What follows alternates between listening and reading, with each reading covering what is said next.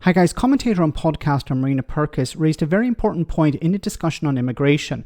Of course, this issue is consuming the Tories and Reform UK. A caller to the Jeremy Vine show claimed that a huge problem with migrants working in the care sector, which is deeply understaffed at the moment, is that many arriving in Britain to work bring large families with them.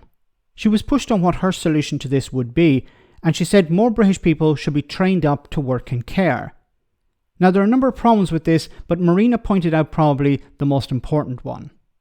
We have so many people unemployed in this country. We could plug our own areas within social care, within the NHS, but too many people are far too lazy and don't want to do a good day. So you're saying we're taking pre-trained nurses, let's say, from countries that don't want to lose them, and they then bring over large families. And that's how we get to this number. Is that right? Well, not completely, but that's one aspect, I believe. What's the answer? Sorry, what was that? What's the answer to it? The answer is that we need to do in-house training, homegrown. We've got so many people unemployed, but we're so focused on the NHS, we don't think about social care. And you can get people in, you can train people how to look after other people correctly, and you can plug them areas quite efficiently. You don't need to be bringing people in overseas to do this. Okay, understood. I'm just going to say, if I had a loved one in a care home, I'd much rather have someone from overseas who wanted to do the job looking after them than someone that was forced to work there against their will. You don't force people to work. You would. Because the overseas person you make it attractive for them to work. But it's not attractive. And it should be explained that your mental health can improve, we know this from the last debate, if you've got a job to go to each day and you're helping other people. And we need to bring those factors together. For some people, yes. But for other people, it wouldn't work. A lot of people, Oh my goodness. Well done to Marina for pointing this out, but this seems to be lost on so many people. Would you be happy with somebody looking after your elderly parent or grandparent who was forced to do that job? They were on benefits. They were told you're going to lose your benefits unless you do this job. I would not be happy with that. I would prefer somebody who was doing the job, even if it's from overseas. I would prefer somebody who's doing the job because they want to do the job. Would anyone honestly be happy with somebody forced to do this type of work?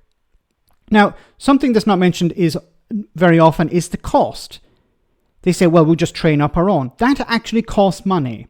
Now, the same people who don't want to see taxes rise, who don't want to see councils who are responsible for social care raise more taxes, raise council tax or get access to more funding or to have more powers, are the same people who say, well, we just need to train up more workers in the care sector or we need to pay them higher wages. Because if you pay them higher wages, this increases the bill for the councils. The population is getting older and the cost of social care is going up. It's insane that people are saying on the one hand we need to pay care workers more, but we don't want to see taxes rise. You can't have it both ways. If you want to see care, if you want to train up your own people, well, they actually have to be available first. Many people who are unemployed or on benefits can't do this type of work. They don't have the skills. They don't have the abilities. And in many cases, they're not in the areas where the care sector is looking for people. So apart from that, even if you did have the people available, do you want people to be forced to do these types of jobs? No. And of course, the cost, as I said, if you want to pay higher wages, there's a cost connected with that. If you want to train up staff, there's a cost related to that. And this issue is never raised. If you want, and I'd love to ask Mike Perry or whatever the guy's name is, who's supportive of, just train up our own, or the caller here, are you happy to pay higher taxes? No, they will say. I can guarantee it. Say the taxes are too high. Well, then you don't care about this issue. You don't care about training up your own. And when it comes back to the point also of, if you can't find people in the local area, then you have to go further afield. You have to go abroad and bring people in from there. But saying to them, well, you're not allowed to bring your family, discourages them. So on the one hand, you need the workers.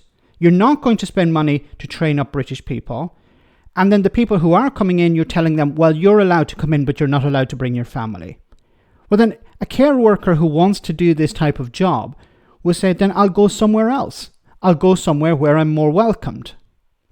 I'm going to go somewhere where I can take my family, like Canada or maybe like Australia. The people in charge who are saying we need to bring down immigration are saying we're going to train up our own people, either don't understand the situation or don't care. Let me know in the comment section, guys, what you think. As always, your comments are greatly appreciated. Thanks a lot.